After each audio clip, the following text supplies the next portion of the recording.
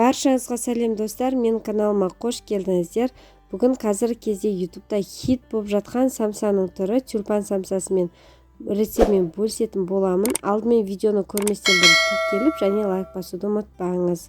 Алдымен бізге електен, яғни ситадан өткізілген ұн қажет.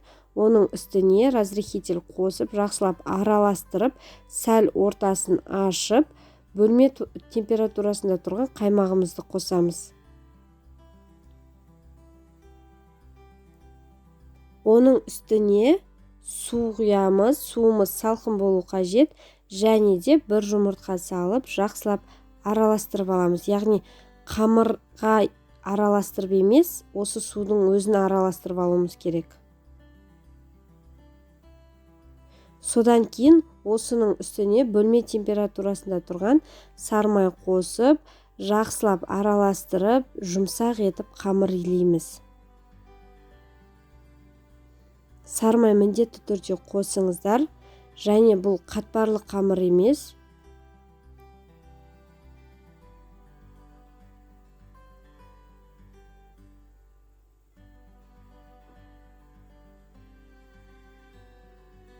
Өте жұмсақ қамыр шығады бізде.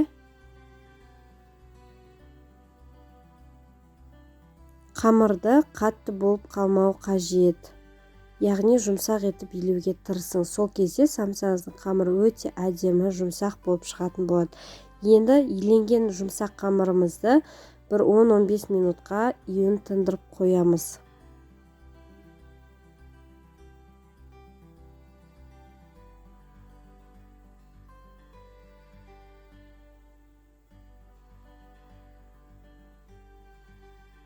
Мінекей бізде 15 минуттай уақыт өтті.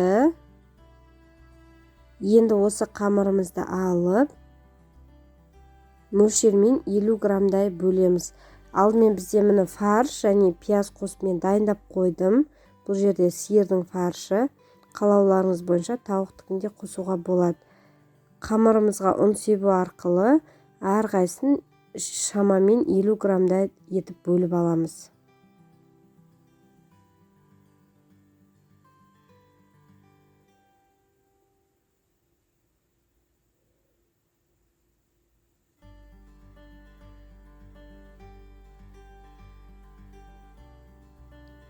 Қамырларымызды осылай бөліп алғаннан кейін дөңгелек етіп жайып шығамыз. Яғни үлкендеу етіп жайылуы тиіс. Себебі ортасынан бөліп аламыз қазір. Мінекей бізде ортасынан бөліп, ортасына салатын салмамызды қамырдың бір шетіне қарай салып аламыз. Үшбұрышты етіп формамен орай бастаймыз. Яғни тюльпан формасына келтіреміз, және де астыңғы жағын, аяқ жағын міндетті түрде бекітеміз. Мінекей бізде осындай самсалар шығады. Өте дәмді болып шығады. Міндетті түрде жасап көріңіздер, және дастарханда өте әдемі болып көрінеді.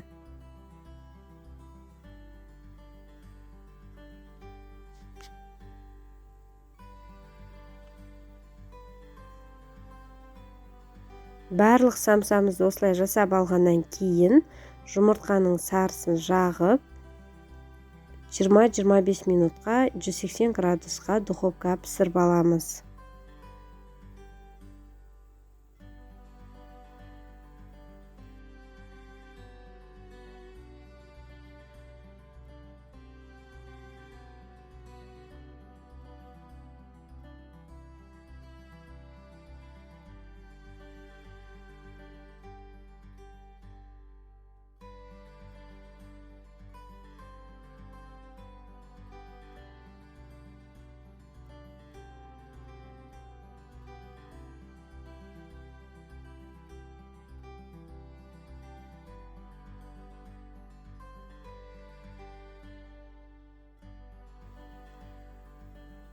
Қараңыздар, бізде осындай самсалар болды. Міне енді піскендегісі өте әдем болып көрінеді. Бетіне қалауыңызша, негізінде жұмыртқа жағардан бұрын күнжіт, басқа да мак сепсеңіз де болады. Міндетті түрде жасап көріңіздер. Сіздермен болған Айжан Ерболатқызы. Каналымда неше түрлі қарапайым рецептер өте көп.